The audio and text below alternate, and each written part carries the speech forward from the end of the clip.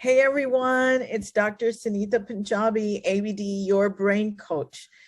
I am so privileged to do this episode of the Brain Bite series with two amazing people.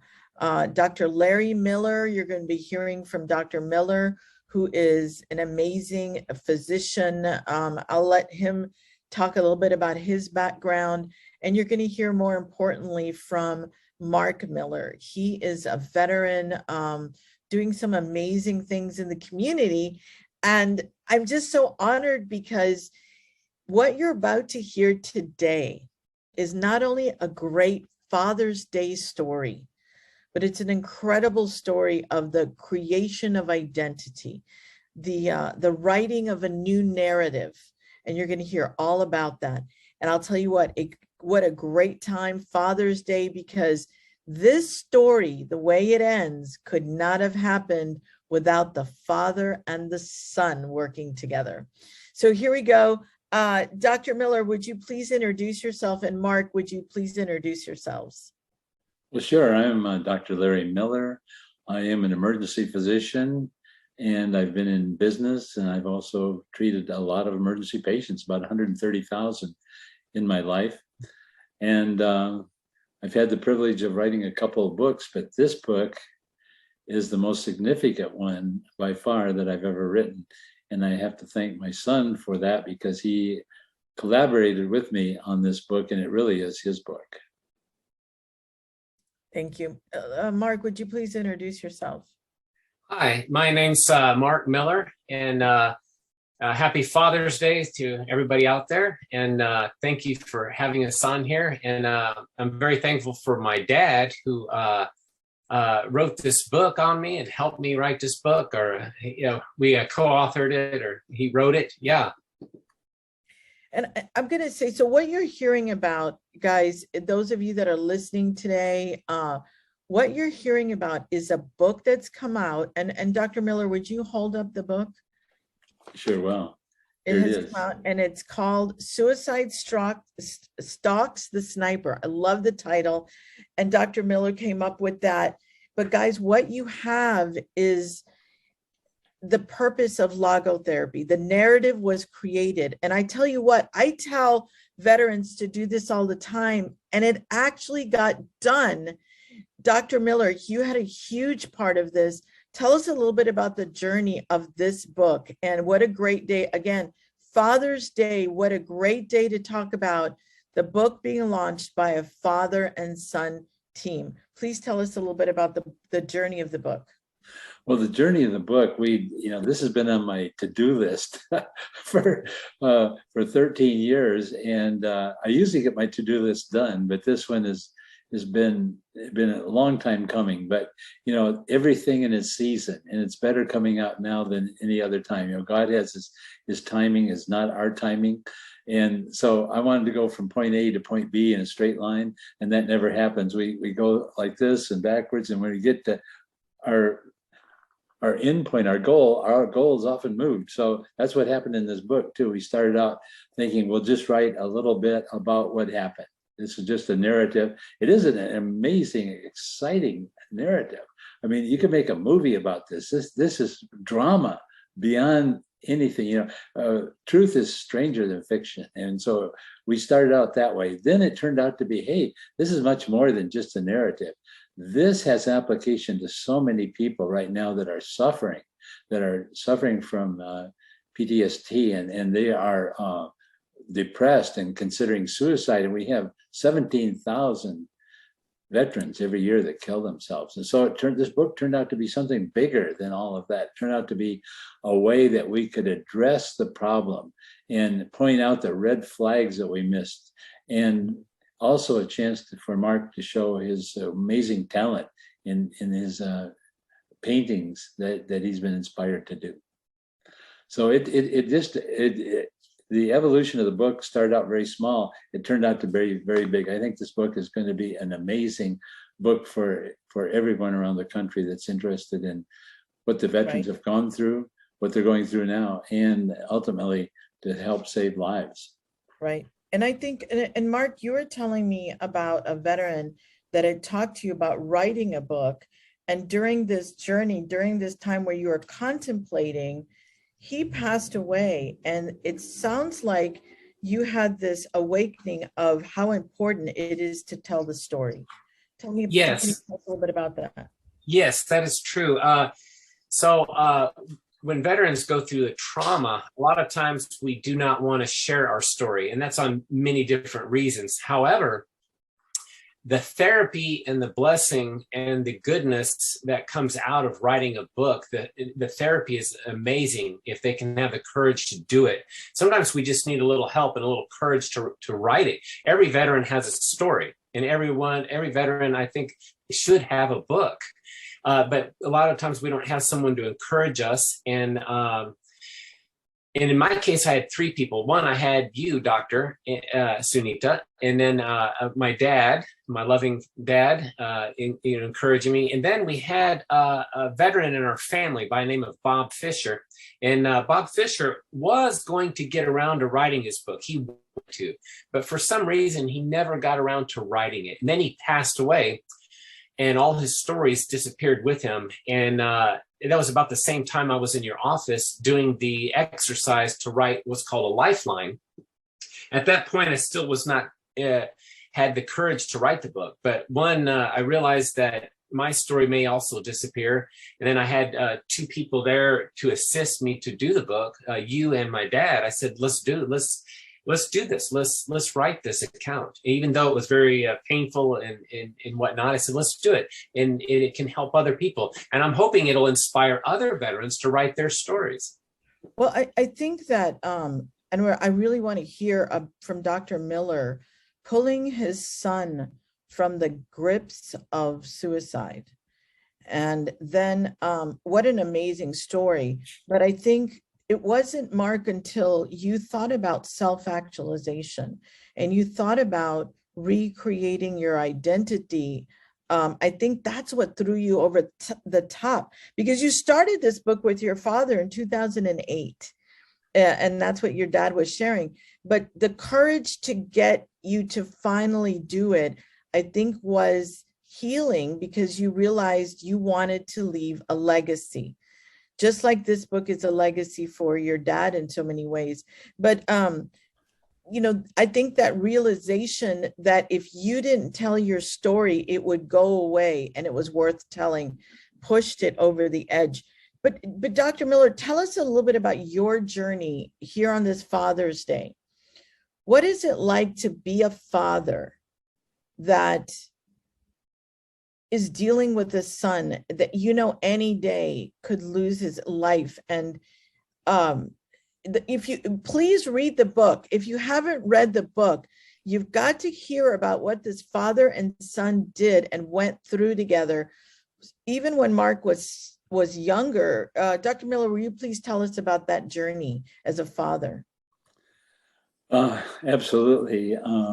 Mark was the second born, and he was always very quiet and very kind when he was growing up. And so, I always tried to protect him. He had a big brother that was, the typical alpha type brother, and he had younger sisters that took a lot of attention. So Mark was kind of lost in between of all this. So, but he was a great son, even from the very beginning, and he was very loving. We called him Sparky because he always made us laugh and made us happy. And he was just a great son to have. And so suddenly, when he was about 19 or 20 years of age, he came to me one day and said, Dad, I've signed up for the Navy. I said, oh, you did what? Yeah, he signed up for the Navy. Okay, when are you going to go in? Well, in 3 days. And so I tried to hold my shock and be supportive of him, because in a way I knew that he was kind of floundering around. He didn't know what he wanted to do in life. And he was a little bit messy back then, and his room was a little bit in chaos. And so I knew the Navy would be good for him, to give him discipline and give him a purpose. And so we supported him, and he went into the Navy, and I was very proud of him. And we communicated frequently by email, and when he came home on leave and things like that. But then as time went on, he became a sniper because, well, I should say this, he retired from the Navy in 2001 after 6 years being in the Navy. And it was just wonderful to have him back home. And he came back home and he started painting, and he was a great painter. And it was just like a month or two later, 9/11 happened, and the destruction of the Twin Towers, and the attack on America. And Mark said, you know, I just got to go back into the Navy. I just can't sit back here and lead my own life when I could be out there helping save America, save us from our enemies. So he re-enlisted, and this time, instead of just being a member of the security team, he decided to become a sniper, and he could really make a difference. And he was always a great shot. And we'll go into that later, but he really didn't have the personality to be a sniper, but he was a great shot. And so he was always picked to be the top of his group. So as we continued down his road after 2001 up until 2002 and 2007, I mean, that during that period of time, I could see he was having more trouble with pain, with depression, and a lot of things happened that should have really alerted me to the severity of this.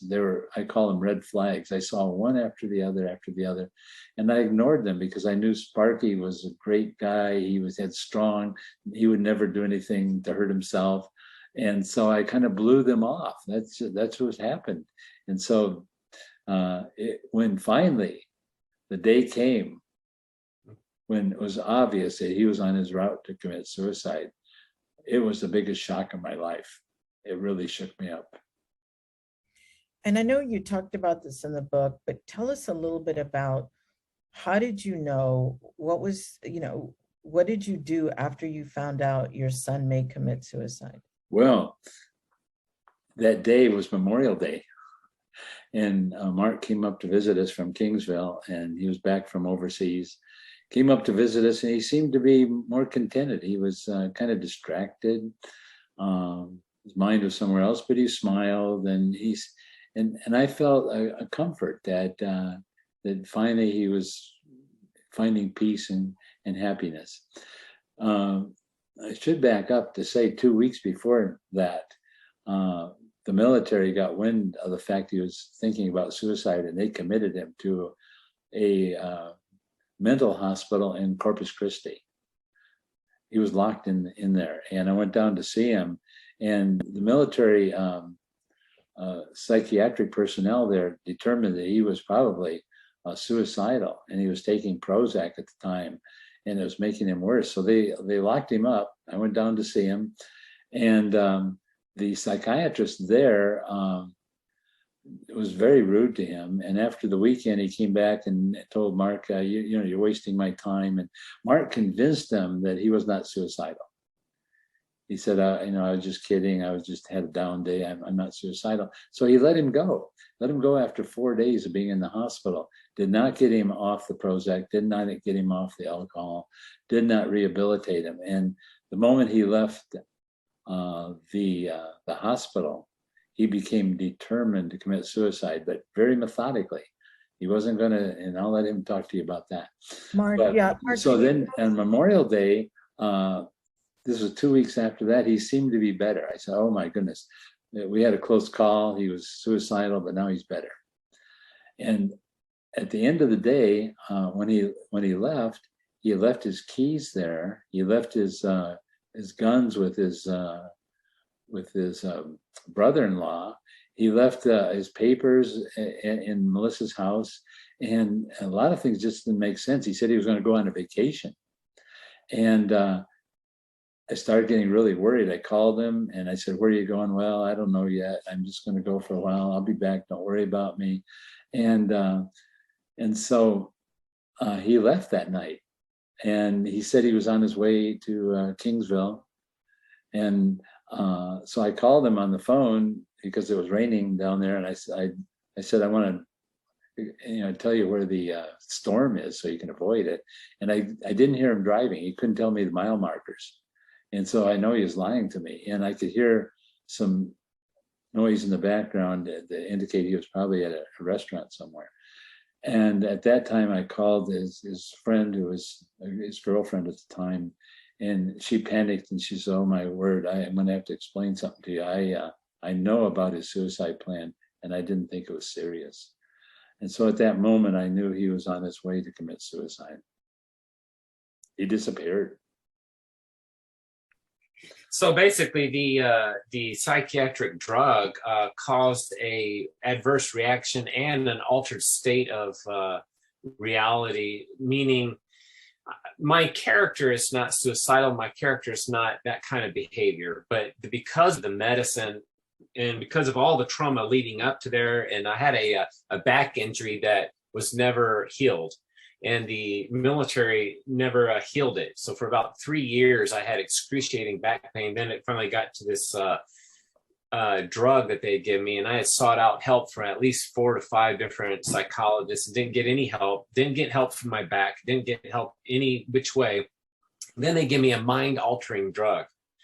And of course, it threw me over the edge. However, thank God that my dad, my loving dad, went through tremendous hurdles to come and save me. And it's amazing his love for me. And I thank him so much for it. And not only him, but other family members and whatnot. But the point that I want to make is that going into the military, they give you a certain mindset going into the service, and they create you an identity that they want you to become a warrior. So the mental identity that they give you in the military is a warrior mindset. Now, after 15 years of that, it created neural pathways that were stuck in me. Now, my original identity was a painter. I was an artist from the very beginning as a kid, and I had a very steady hand, and I could paint, and I had tremendous patience. So obviously the military picked up on that. I was very patient, and I had a very steady hand, and that led into a marksmanship, and I outshot most of the fellas in the unit. And then they sent, through an officer's encouragement, I went to a sniper school, same thing, outshot them over there. And it wasn't because I was more testosterone or more alpha or anything. It's just because I had a steady hand and I was very patient. Well, anyway, when I got out of the service, I struggled for many years because here I am still stuck in this mindset of being a warrior when I'm really a painter over here. It wasn't until I went through Sunita's program, I got with Sunita, and she had me draw this timeline, and through her coaching and through her neurofeedback, I finally regained my original identity back as a painter, and I went back. And now I am regaining my identity where it's supposed to be. And that has been a healing process, better than any VA, better than any other doctor, anybody I've ever seen, was this new transformation, neurotransformation of going back to my original identity. So, yeah. And I have to say, I tell a lot of people to do this, but I think it took a father's love, because he had been talking about writing a book with you, but then, and I suggested it, and I started it, but really it took a father's love and determination to get this done. So what an amazing team you two have been, and the story is incredible. For Father's Day, Dr. Mille, what would you tell any father or any parent who's worried about the mental health of their child? I know the book outlines some really great red flags, warning signs. You've mentioned a few warning signs. What would you tell a father or any parent, again, if you know that you have a child that's struggling? Yeah, I want parents to wake up because, they've known their child all their life. I want them to look for red flags. Red flags can be many things, and I can't give a universal red flag, but change in behavior, especially when they get out of the military, because in the military, they do have a purpose. They're out there to save America. They're out to defend America against enemies, seen and unseen. But a lot of times when they come home afterwards, they kind of lose their purpose. They, why am I here? What am I going to be doing next? And as Mark mentioned, the military reprogrammed his mind to be a warrior, but they don't train the mind to be a civilian again. They just don't do that. They're very, very derelict in their duty. So what happened to Mark, for example, when he came back, he had not been retrained. And so we started seeing a lot of things that they should have concerned me. The type of paintings he was doing, the fact that he's seen some psychiatrists, and he was obsessed with certain things. Just his behavior was not normal. And so my message to patients or to parents out there is to be watching for anything, and you don't even have to wait for the watching. You don't have to wait for the red flags. You need to reach out and be very close to your son or daughter when they come back from the military.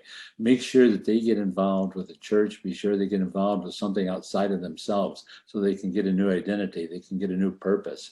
And what they can't do in the military, you can do privately. Make sure that they have a chance to train their mind and get in to see someone like Dr. Pajaba that can really do some neurofeedback to erase those old behaviors and find new behaviors, because a person has to have a purpose in life so that they won't commit suicide, so that they won't feel desperate, so they won't feel useless. I think that's extremely important for parents. So parents have a huge role to play in this. And if they can't do it themselves, they can at least identify the problem, get their son or daughter in to see someone that has the ability to help them. Mark, as a son, the relationship you have with your father is so commendable. But as someone that was suffering, what would you say to someone that is struggling with depression? And I want to, our biggest work, for those of you that are listening, Mark operates at such a high level of integrity. For him to get to, I can create my own narrative. For Mark to realize, because Mark, you're very loyal. And one of the hardest things that we had to do was get you to realize that your purpose and your identity was given to you, and now you could do it on your own. You're so humble. I don't think you realize that it was your turn to write your story. And your father had been wanting you to write your story, but now you finally grasped that you could write your own story, that the book would be your story. What would you say to anyone that's struggling out there? How did you gather the courage together to put what, it's an identity, it's a role that you were mandated to get into as a veteran or as a soldier. How did you get out of that? Yeah, and that was thankfully to three factors. You have a good doctor, which was your program. Number two was a loving father. We're close to Father's Day. Not everybody has a loving father like mine. My dad is exceptionally wonderful dad. Without my dad, I could not have gone through what I've gone through and came out of it. So one is you got to have a good doctor like you. Number two, you have, in my corner, I have my dad. And then the third factor was we had a fellow family member who had passed who was in Vietnam, and that kind of encouraged me to write the story. But it wasn't until I started writing the story that I realized the benefit of it neurologically, because I was still stuck in a military mindset and purpose, which was gone. That purpose was no longer there because I'm out of the military. That purpose is gone, but yet I'm still stuck in that, you wake up, you put your uniform on, and all this, neurons.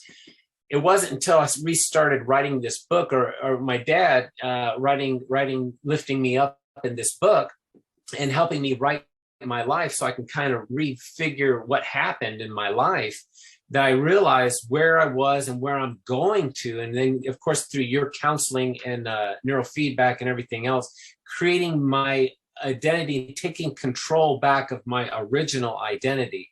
And that is the key to a big part of the healing, is capturing your identity and purpose, not the purpose the military gave you, but regaining. And you can't see that unless you step outside. Writing your own book helps you step outside of your life and realize neurologically that your purpose was not supposed to always be military. Yeah, you do it honorably, and but you have a purpose that's given you in this life, and you can regain that purpose. You can take control of that purpose. That actualization, that awareness can only come through coming outside of yourself and looking at your life from the outside, like the exercise that you give of writing a lifeline. That is so beneficial. Even if a veteran doesn't write a book, if they would follow your program of self-actualization of trauma, meaning, and purpose, and you could really do a lot of good, more than any psychiatric drugs could ever do. Well, and I think it really was a blessing for all of us to come together. Larry, you knew, Dr. Miller, you knew how great it would be to get this story back in 2008 and early, how great it would be to get this story out to help other people.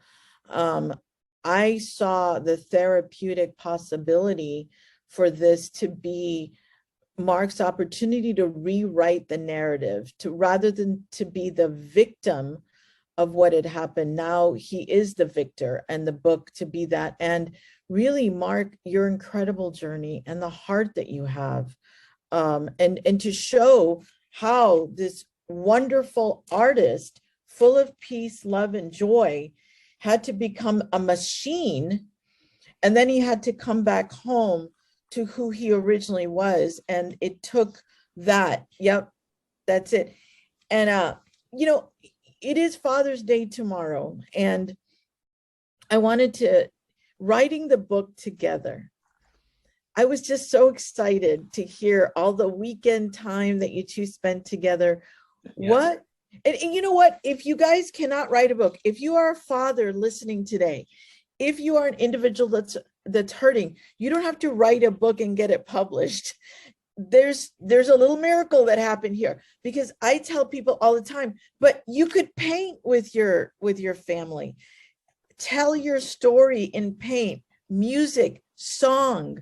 You can write a song about your story. The important thing is to be the creator to choose your story rather than take what was given to you. Tell me though about that journey when you two were working together as father and son. You know, Mark, to be able to sit with your son and just relive his childhood, and what was that like for you? You know, the thing is, we sort of had an outline, but as we sat down, like you say, for hours after hours, Mark would say, "Oh, I remember that time when they made me disassemble my big gun when we were going into the most dangerous part of our trip." I said, "Wow, tell me about that." So he'd tell me the story. And I said, "You got to write that." And Mark's an amazing writer. I mean, he's never written a book before, but one of the most surprising things about my son is the way he was able to write with the vernacular, and he just draws you into the book. And I said, "This is amazing." That's why the skeleton of what happened is part of it, but his stories. And then he'd tell me about the cook that went to sleep with a fork in his mouth, and all these stories. I said, "Well, you got to get the stories out." And then when he started going through his difficulties, and we call it the downhill spiral. That's when it also became very interesting, because he was able to tell me how he was thinking. And what we don't want to give away too much about the book. What we haven't talked about is when he disappeared, and we knew he was on his route to suicide. That was the most intense 10 days of my life, where we had to get bounty hunters, U.S. Marshals, the Navy, CIA, the Mexican federales, and how we stalked him and looked after him. It was a cat and mouse game for 10 days before we finally caught him at the last second. He almost made it to his suicide, where he was going to take his Nebutal, go out into the ocean, and disappear below the ocean. We never would have found him or known what happened to him. And what you'll see in this book is that all of our efforts of many people and many dollars and trying with all of our might failed. It was God that saved him. Yeah, it was a miracle. It truly was. Our Heavenly Father that saved him. Not me. Yeah, to come together, Because we talk about, I've told so many people to write the story and to create their own narrative. And Mark, you did it with the help of your father. It brought us closer together. Yeah. Yes, it did. It brought us, as we wrote it, and it's two different viewpoints. You know, through one glasses, you have a loving father. You know, obviously he's going to look at me, lifting me up, and I'm looking, but overall, it brought us closer together as father and son. And we were both thankful for the miracle. And I'm very thankful for my dad. I'm so thankful on Father's Day to have such a wonderful dad. I'm so thankful. Well, you know, I'm going to have to say that I'm the lucky one. I am so grateful to God on Father's Day to have a son like you, have my other children. I have 4 other children. I'm thankful for them too. But as a dad, to see someone of Mark's character, integrity, and blossom forth like this, and I see a great future for him. He's going to help a lot of people. There are people looking to Mark and say, you know, Mark, I've been there. What do I do? And he's going to be able to say, I found the answer, and I'm going to help you. And so as a father, I'm so proud of Mark as my son, and it's a very great privilege to have him. I had a great dad as well, and I honor him on this day, an unbelievable father that most people were not lucky enough to have. And Mark can even talk about my father, because I think he was a big influence on Mark as well. Yeah. So if you are a parent and you're listening, you can hear that Dr. Miller knew his son needed something, and he had been trying to get him to write it down. But I'm going to tell you, it's normal. If you are a parent, sometimes your kids won't listen at first. Keep with them. Be patient. It sounds like that's what Dr. Larry Miller did. He waited. He knew that his son's story had to be told. Then it took a scientist like me to say, yes, we need to tell the story. Right. And how therapeutic it's going to be. And I was probably saying something that Mark's dad had been saying. So if you're a parent and you're saying something, find someone else that can maybe say the same thing. But Mark heard it differently. It was just timing. Mark was ready by that point. And what an amazing story. The pictures in this book. Mark had pictures, he had kept things, and it was God's timing that it finally came out. And now we know the book is going to have huge implications just to understand the plight of a transitioning veteran, to understand the plight of a father who's trying to save his son, to understand someone that's struggling and feels that no one understands, but all the time there was all this love, all the love that Mark had given away as a painter and as a son and as a friend to many people was waiting for him if he could just accept it. But if you think about it, his identity was a killing machine. So he couldn't even accept the love and the respect. Yes, that's one of his later paintings. If you watch his paintings, even in the book, you can see the journey that Mark went through. And on Father's Day, I can't even imagine how proud, Dr. Miller, you must have been as this all came together. And I knew it was an exhausting effort for you. I know most of this journey and getting the book together was really your work. And I'm so grateful as a scientist, because this book is the epitome of research that I've done. And it had to be a father that loved his son so much that helped this scientist turn my theory into reality.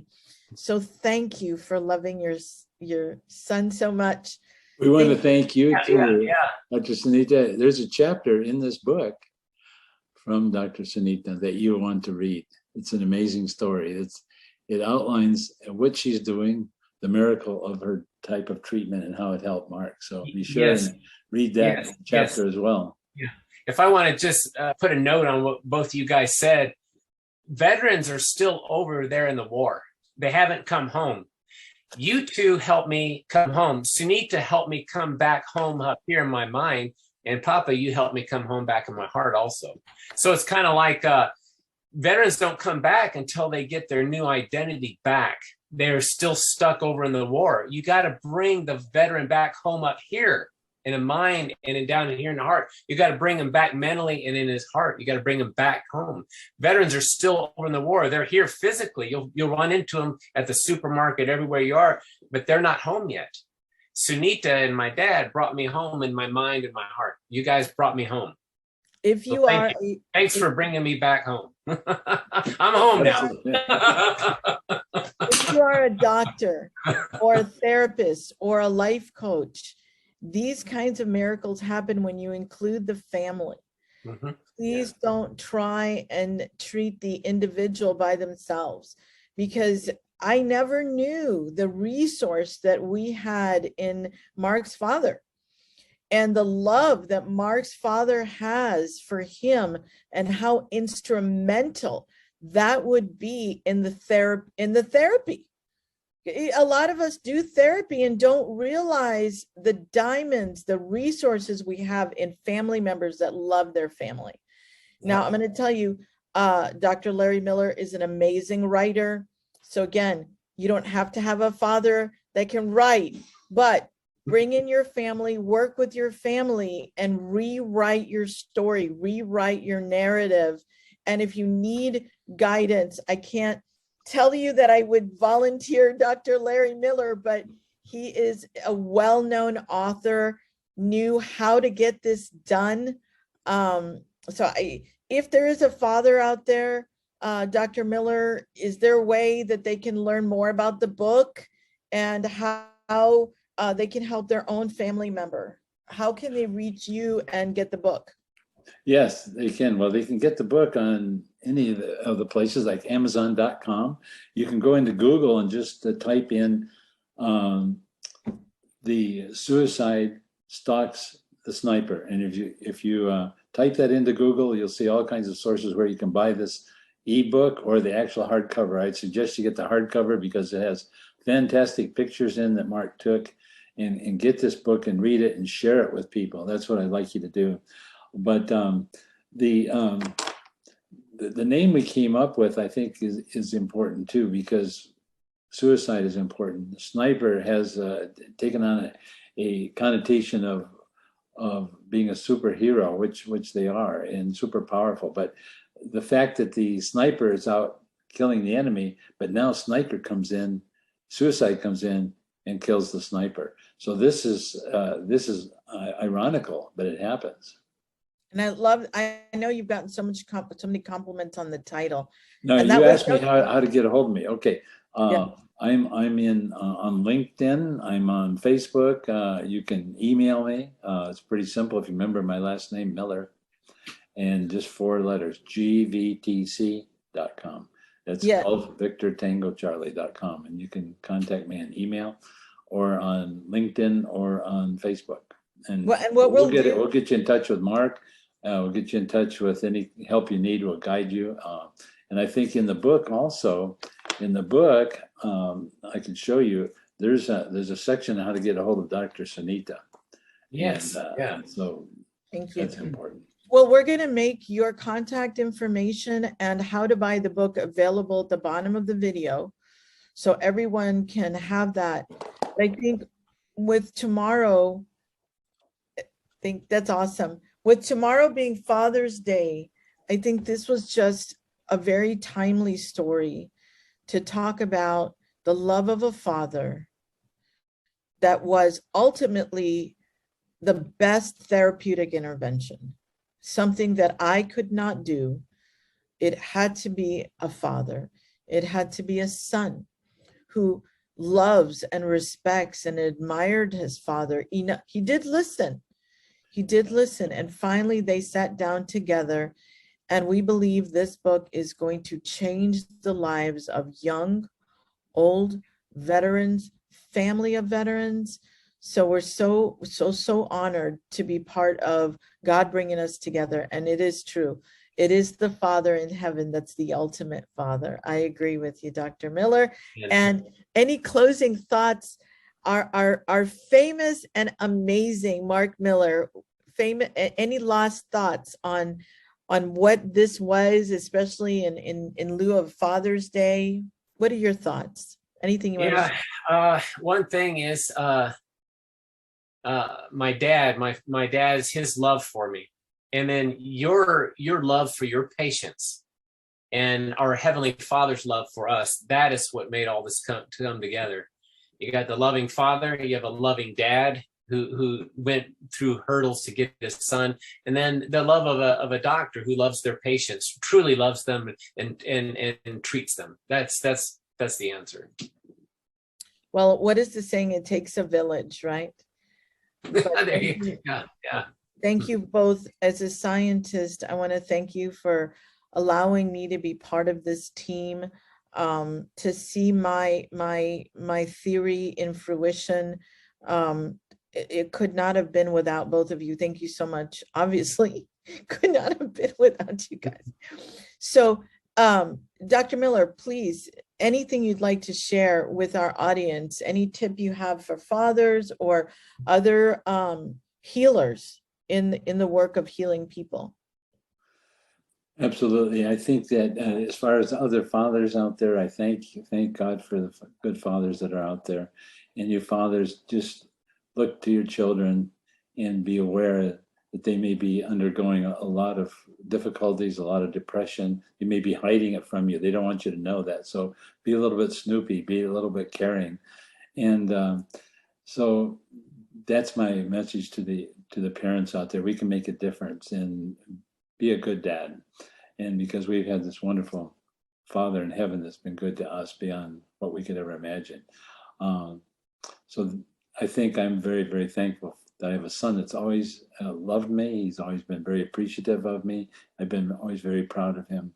And I've been very lucky to have a son like Mark. What a wonderful Father's Day story. I know that in a world like this, with what is going on in our world, a lot of parents are struggling with what to say or what to do. What are some quick, easy things, or I guess they're never easy.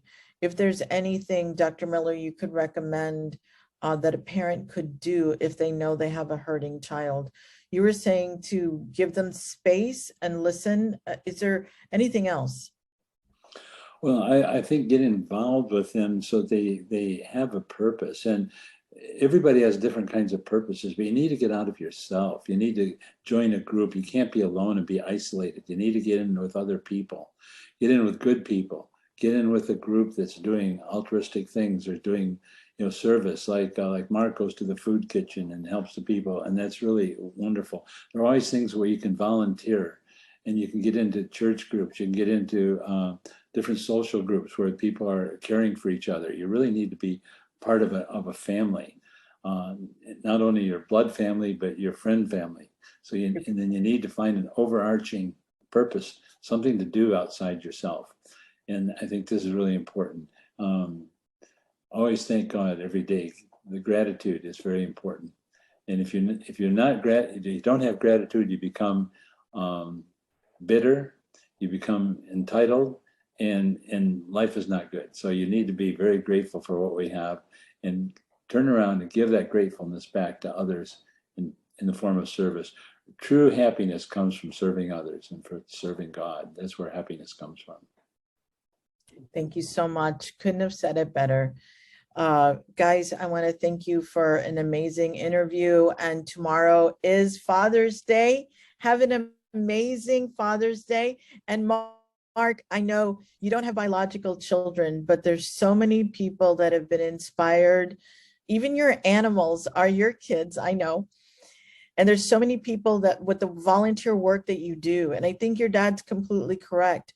I think part of what has kept you alive and going is your work in the community.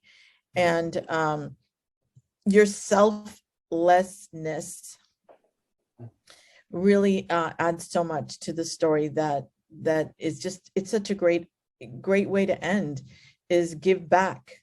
give back and turn your what could have been you could have been a victim, turn it into your victory. And Mark, with this book, you really have. You've turned what could have been a tragedy or just a story never told, and it never got into the hands of a veteran. The courage it took for you to sit down with your dad and to be willing to tell that story. And I know that you knew that you might offend some people. Yep. But you felt so called that people had to know. So no one else, as much as possible, other people are prevented from taking their own lives. You putting yourself in that position, it's such an honor to know you, sir. And thank you for your service, not just to our country, but to people around the world by doing this book. Thank you, son. Yeah. Well, I thank you guys too, because it's kind of like you said, a tribe, all of us together, working on this book, so may it help somebody out there and save some lives. Right on. And we're hoping we'll do more, guys, because there's so much to tell here. I would really just love to hear from Dr. Mille about what it was like. What do you do? And we'll talk more about that, perhaps, Dr. Mille, because the patience it took for you to keep being faithful, and you kept trying to find resources for Mark, several facilities, several psychiatrists later. And then I remember when you and I met for the first time in my office, and both of us were hoping this would be his last stop. And sure enough, it was. Absolutely. I'd love to do an interview with you. Mark, I don't know if people understand the bravery that it took to write your story down. It did. We barely scratched the surface, Yeah, the this interview is true, today. yeah. So we'd be glad to come back and talk to you more in depth about certain. Well, I think what we need to do is a part 2, because we Okay. talked about the first book, the book that we're talking about. You guys get it. It's an amazing story. But now Mark is about to live out the story of being an author. Yes. Of being a person that can actually speak to, because now, you write a book and people will start to recognize that, and the contribution. This book is a platform for Mark. Yeah, multiple levels. Yeah, and multiple levels, For you to helping other serve. veterans tell their story. Yeah. Yeah, And red flag. the book two is about living that narrative, to live that story as a person of contribution, someone that lives self-actualized. And this book is the first part of that journey. So exciting. We're going to talk to you more about how veterans can come home and live a life self-actualized, live to their full possibility. Thank you so much, both of you. We will stay in tune. Any last comments? Happy Father's Day. Happy Yes. Father's Happy Day, Father's everyone. Day.